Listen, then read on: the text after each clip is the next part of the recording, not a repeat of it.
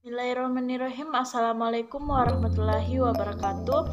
Perkenalkan, nama saya Alfianti Agus dengan NIM D1A1200031, Prodi Agribisnis kelas A, Fakultas Pertanian, Universitas Haloleo. Di sini saya akan menjelaskan Bab 6. Bagaimana Pancasila sebagai sistem etika. Etika adalah hal yang sangat diperlukan dalam menjalankan kehidupan berbangsa dan bernegara. Karena dengan memiliki etika, maka kita mampu menjalankan kehidupan bernegara dengan lancar. Indonesia adalah negara yang berlandaskan Pancasila. Pancasila merupakan dasar dari negara Indonesia, karena Pancasila adalah dasar negara dari Indonesia, maka setiap tindakan atau perilaku yang dilakukan oleh warga Indonesia harus berpedoman dengan nilai-nilai Pancasila. Setiap butir Pancasila mengandung pedoman-pedoman yang dapat dijadikan landasan oleh warga negara Indonesia untuk bertindak. Tindakan yang dilakukan oleh masyarakat Indonesia juga harus didasari dengan nilai-nilai moral. Pancasila sebagai sistem etika merupakan jalan hidup bangsa Indonesia dan juga merupakan struktur pemikiran yang disusun untuk memberikan tuntunan atau panduan kepada setiap warga Indonesia dalam bersikap dan bertingkah laku.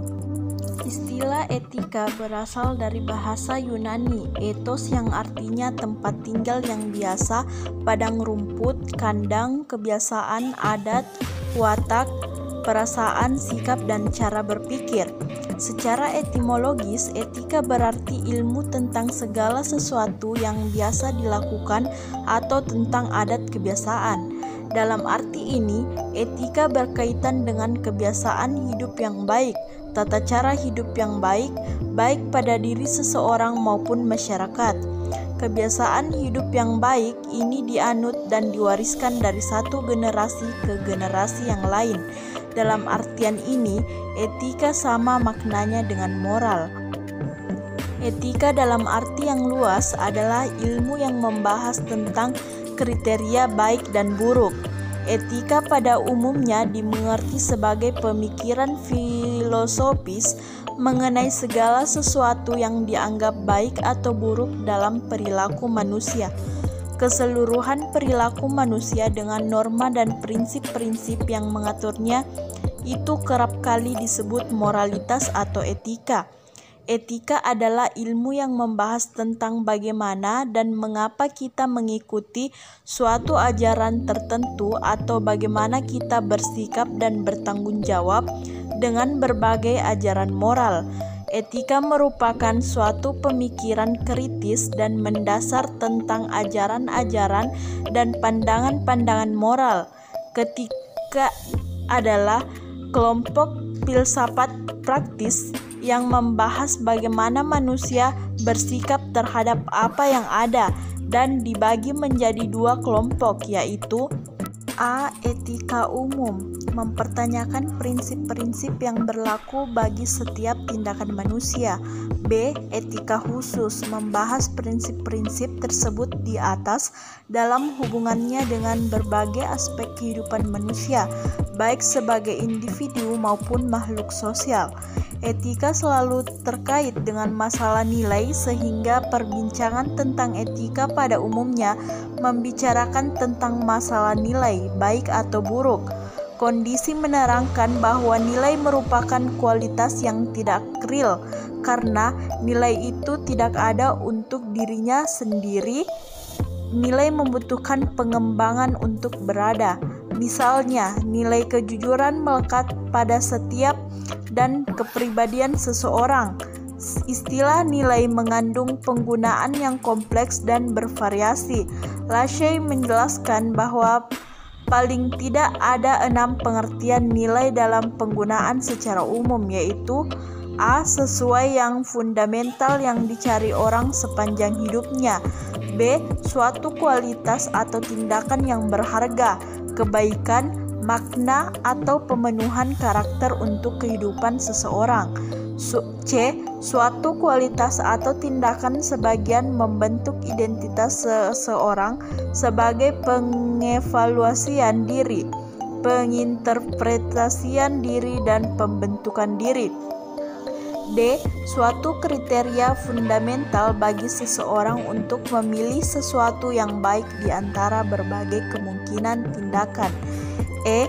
Suatu standar yang fundamental yang dipegang oleh seseorang ketika bertingkah laku bagi dirinya dan orang lain. E. Suatu objek nilai, suatu hubungan yang tepat dengan seseorang yang sekaligus membentuk hidup yang berharga dengan identitas kepribadian seseorang. Objek nilai mencakup karya seni, teori ilmiah, teknologi, objek yang disucikan, budaya, tradisi, lembaga, orang lain, dan alam itu sendiri.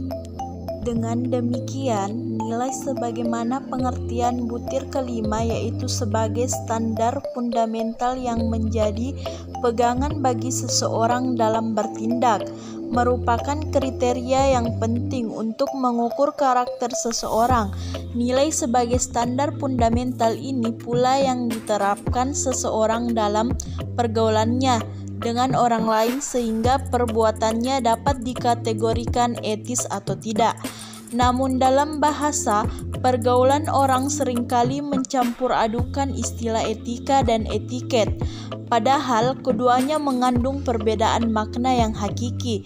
Etika berarti moral, sedangkan etiket lebih mengacu pada pengertian sopan santun, adat istiadat. Jika dilihat dari asal-usul katanya, etika berasal dari kata ethos, sedangkan etiket berasal dari kata etiquette. Keduanya memang mengatur perilaku manusia secara normatif, tetapi etika lebih mengacu ke filsafat moral yang merupakan kajian kritis tentang baik dan buruk, sedangkan etiket mengacu kepada cara yang tepat yang diharapkan serta ditentukan dalam suatu komunitas tertentu. Contoh, mencuri merupakan pelanggaran moral. Tidak penting apakah dia mencuri dengan tangan kanan atau tangan kiri. Etiket misalnya terkait dengan tata cara berperilaku dalam pergaulan, seperti makan dengan tangan kanan dianggap lebih sopan atau beretiket. 2. Aliran-aliran etika. Ada beberapa aliran etika yang dikenal dalam bidang filsafat meliputi A. Etika keutamaan atau etika kebajikan. Etika keutamaan adalah teori yang mempelajari keutamaan atau virtu, artinya mempelajari tentang perbuatan manusia itu baik atau buruk. Etika kebajikan ini mengarahkan perhatiannya kepada keberadaan manusia, lebih menekankan pada saya harus menjadi orang yang bagaimana. Beberapa watak yang terkandung dalam nilai keutamaan adalah baik hati, kesatria, belas kasih, terus terang, bersahabat, murah hati, bernalar, percaya diri, penguasaan diri, sadar, suka bekerja sama, berani, santun, jujur, terampil, adil, setia, bersahaja, disiplin, mandiri, bijaksana, peduli, dan toleransi. B. Etika teleologis. Etika teleologis adalah teori yang menyatakan bahwa hasil dari tindakan moral menentukan nilai tindakan atau kebenaran tindakan dan dilawankan dengan kewajiban. Seseorang yang mungkin berniat sangat baik atau mengikuti asas-asas moral yang tertinggi, akan tetapi hasil tindakan moral itu berbahaya atau jelek, maka tindakan tersebut dinilai secara moral sebagai tindakan yang tidak etis. Etika teleologis ini menganggap nilai moral dari suatu tindakan dinilai berdasarkan pada efektivitas tindakan tersebut dalam mencapai tujuannya. Etika teleologis ini juga menganggap bahwa di dalamnya kebenaran dan kesalahan suatu tindakan dinilai berdasarkan tujuan akhir yang diinginkan. Aliran-aliran etika teleologis meliputi endaemosisme, hedonisme, dan utilitarianisme. A. Etika deontologis. Etika deontologis adalah teori etika yang bersangkutan dengan kewajiban moral sebagai hal yang benar dan bukannya membicarakan tujuan atau akibat. 3. Etika Pancasila. Etika Pancasila adalah cabang filsafat yang dijabarkan dari sila-sila Pancasila untuk mengatur perilaku kehidupan masyarakat berbangsa dan bernegara di Indonesia. Oleh karena itu, dalam etika Pancasila terkandung nilai-nilai ketuhanan, kemanusiaan, persatuan, kerakyatan, dan keadilan. Kelima nilai tersebut membentuk perilaku manusia di Indonesia dalam semua aspek kehidupannya. Sila ketuhanan mengandung dimensi moral berupa nilai spiritualitas yang mendekatkan diri manusia kepada Sang Pencipta. Ketaatan kepada nilai agama yang dianutnya. Sila kemanusiaan mengandung dimensi humanus, artinya menjadikan manusia sebagai manusiawi, yaitu upaya meningkatkan kualitas kemanusiaan dalam pergaulan antar sesama. Sila persatuan mengandung dimensi nilai solidaritas, rasa kebersamaan, cinta tanah air. Sila kerakyatan mengandung dimensi berupa sikap menghargai orang lain, mau mendengar pendapat orang lain, tidak memaksakan kehendak kepada orang lain. Sila keadilan mengandung dimensi nilai mau peduli atas nasib orang lain, kesediaan membantu kesulitan orang lain. Etika Pancasila itu lebih dekat pada pengertian etika keutamaan atau etika kebajikan, meskipun corak deontologis dan teleologis termuat pada di dalamnya.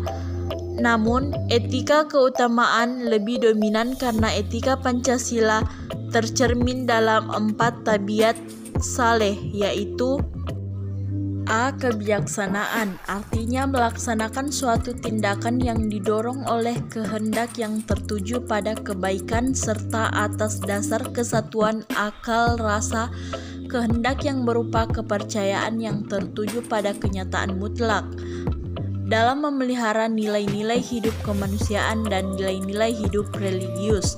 B. Kesederhanaan, artinya membatasi diri dalam arti tidak melampaui batas dalam hal kenikmatan. C. Keteguhan, artinya membatasi diri dalam arti tidak melampaui batas dalam hal menghindari penderitaan. D. Keadilan, artinya memberikan sebagai rasa wajib kepada diri sendiri dan manusia lain, serta terhadap Tuhan terkait dengan segala sesuatu yang telah menjadi haknya. 4. Pengertian nilai. Nilai atau value adalah kemampuan yang dipercayai yang ada pada suatu benda untuk memuaskan manusia. Sifat dari suatu benda yang menyebabkan menarik minat seseorang atau kelompok. Jadi, nilai itu pada hakikatnya adalah sifat dan kualitas yang melekat pada suatu objeknya. Dengan demikian, nilai itu adalah suatu kenyataan yang tersembunyi di balik kenyataan-kenyataan lainnya. Menilai berarti menimbang suatu kegiatan manusia untuk menghubungkan sesuatu dengan sesuatu yang lain, kemudian untuk selanjutnya diambil keputusan. Keputusan itu adalah suatu nilai yang dapat menyatakan berguna atau tidak berguna, benar atau tidak benar, baik atau tidak baik, dan seterusnya. Penilaian itu pastilah berhubungan dengan unsur indrawi manusia dengan subjek penilai, yaitu unsur jasmani, rohani, akal, rasa, karsa, dan kepercayaan. Dengan demikian, nilai adalah sesuatu yang berharga, berguna, memperkaya batin, dan menyadarkan manusia akan harkat dan martabatnya. Nilai bersumber pada budi yang berfungsi mendorong dan mengarahkan atau motivator sikap dan perilaku manusia. Nilai sebagai suatu sistem merupakan salah satu wujud kebudayaan di samping sistem sosial dan karya. Oleh karena itu, Iford mengidentifikasikan nilai-nilai yang terdapat dalam kehidupan masyarakat pada 6 macam, yaitu nilai teori, nilai ekonomi, nilai estetika, nilai sosial, nilai politik, dan nilai religi. 5. Hierarki nilai. Hierarki nilai sangat tergantung pada titik tolak dan sudut pandang individu masyarakat terhadap suatu objek. Misalnya kalangan materialis memandang bahwa nilai tertinggi adalah material. Max Schellschi menyatakan bahwa nilai-nilai yang tidak sama tingginya dan luhurnya, menurutnya nilai-nilai dapat dikelompokkan dalam 4 tingkatan, yaitu A. Nilai kenikmatan adalah nilai-nilai yang berkaitan dengan indera yang memunculkan rasa senang, menderita, atau tidak enak. B. Nilai kehidupan yaitu nilai-nilai penting bagi kehidupan, yakni jasmani, kesehatan, serta kesejahteraan umum. C. Nilai kejiwaan adalah nilai-nilai yang berkaitan dengan kebenaran, keindahan, dan pengetahuan murni. D.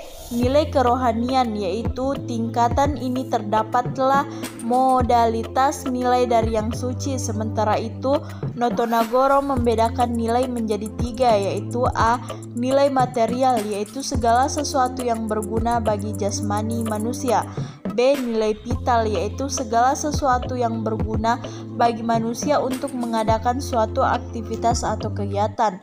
C. Nilai kerohanian yaitu segala sesuatu yang bersifat rohani manusia yang dibedakan dalam 4 tingkatan sebagai berikut. 1. Nilai kebenaran yaitu nilai yang bersumber pada rasio, budi, akal atau cipta manusia. 2. Nilai keindahan atau estetis yaitu nilai yang bersumber pada perasaan manusia. 3. Nilai kebaikan atau nilai moral yaitu nilai yang bersumber pada unsur kehendak manusia. 4. Nilai religius yaitu nilai kerohanian tertinggi dan bersifat mutlak. Dalam pelaksanaannya, nilai-nilai dijabarkan dalam wujud norma, ukuran dan kriteria sehingga merupakan suatu keharusan, anjuran atau larangan, tidak dikehendaki atau tercela. Oleh karena itu, nilai berperan sebagai pedoman yang menentukan kehidupan setiap manusia. Nilai manusia berada dalam hati nurani, kata hati, dan pikiran sebagai suatu keyakinan dan kepercayaan yang bersumber pada berbagai sistem nilai. 6. Pengertian moral. Moral berasal dari kata mores yang sinonim dengan kesusilaan, tabiat atau kelakuan. Moral adalah ajaran tentang hal yang baik dan buruk yang menyangkut tingkah laku dan perbuatan manusia. Seorang pribadi yang taat kepada aturan-aturan, kaidah-kaidah dan norma yang berlaku dalam masyarakat dianggap sesuai dan bertindak secara moral. Jika sebaliknya yang terjadi, maka perilaku itu dianggap tidak bermoral. Moral dalam perwujudannya dapat berupa peraturan dan atau prinsip-prinsip yang benar, baik, terpuji, dan mulia. Moral dapat berupa kesetiaan, kepatuhan terhadap nilai dan norma yang mengikat kehidupan masyarakat, bangsa, dan negara. Dinamika dan tantangan Pancasila sebagai sistem etika. 1. Dinamika Pancasila sebagai sistem etika. Dinamika Pancasila sebagai sistem etika dalam penyelenggaraan pemerintah di Indonesia dapat diuraikan sebagai berikut. A. Zaman Orde Lama. Pemilu diselenggarakan dengan semangat demokrasi yang diikuti banyak partai politik, tetapi dimenangkan oleh 4 partai politik. Tidak dapat dikatakan bahwa pemerintahan di zaman Orde Lama mengikuti sistem etika Pancasila. Bahkan ada tudingan dari pihak Orde Baru bahwa pemilihan umum pada zaman Orde Lama dianggap terlalu liberal karena pemerintahan Soekarno menganut sistem demokrasi terpimpin yang cenderung otoriter. B. Zaman Orde Baru. Sistem etika Pancasila diletakkan dalam bentuk penataran P4. Pada zaman Orde Baru itu pula muncul konsep manusia Indonesia seutuhnya sebagai cerminan manusia berperilaku dan berakhlak mulia sesuai dengan nilai-nilai Pancasila. Manusia Indonesia seutuhnya dalam pandangan Orde Baru artinya manusia sebagai makhluk ciptaan Tuhan Yang Maha Esa yang secara kodrati bersifat monodualistik, yaitu makhluk rohani sekaligus jasmani. dan makhluk individual sekaligus makhluk sosial. Manusia sebagai makhluk sosial pribadi memiliki emosi yang memiliki pengertian, kasih sayang, harga diri, pengakuan, dan tanggapan emosional dari manusia lain dalam kebersamaan hidup. Manusia sebagai makhluk sosial memiliki tuntutan kebutuhan yang makin maju dan sejahtera. Tuntutan tersebut hanya dapat terpenuhi melalui kerjasama dengan orang lain, baik langsung maupun tidak langsung. Oleh karena itulah, sifat kodrat manusia sebagai makhluk individu dan sosial harus dikembangkan secara selaras, serasi, dan seimbang. C. Era Reformasi. Sistem etika Pancasila pada era reformasi tenggelam dalam euforia demokrasi. Namun seiring dengan perjalanan waktu disadari bahwa demokrasi tanpa dilandasi sistem etika politik akan menjurus pada penyalahgunaan kekuasaan serta menghalalkan segala cara untuk mencapai tujuan. 2. Tantangan Pancasila sebagai sistem etika. Hal-hal berikut ini dapat menggambarkan beberapa bentuk tantangan terhadap Pancasila sebagai sistem etika. A. Zaman Orde Lama. Tantangan terhadap Pancasila sebagai sistem etika pada zaman Orde Lama berupa sikap otoriter dalam pemerintahan, sebagaimana yang tercermin dalam penyelenggaraan negara yang menerapkan sistem demokrasi terpimpin. Hal tersebut tidak sesuai dengan sistem etika Pancasila yang lebih menonjolkan semangat musyawarah untuk mufakat. B. Zaman Orde Baru. Tantangan terhadap Pancasila sebagai sistem etika pada zaman Orde Baru terkait dengan masalah KKN, korupsi, kolusi, dan nepotisme yang merugikan penyelenggaraan negara. Hal tersebut tidak sesuai dengan keadilan sosial karena korupsi, kolusi, dan nepotisme hanya menguntungkan segelintir orang atau kelompok tertentu. C. Era Reformasi. Tantangan terhadap Pancasila sebagai sistem etika pada era reformasi berupa euforia kebebasan berpolitik sehingga mengabaikan norma-norma moral. Misalnya munculnya anarkisme yang memaksakan kehendak dengan mengatasnamakan kebebasan berdemokrasi.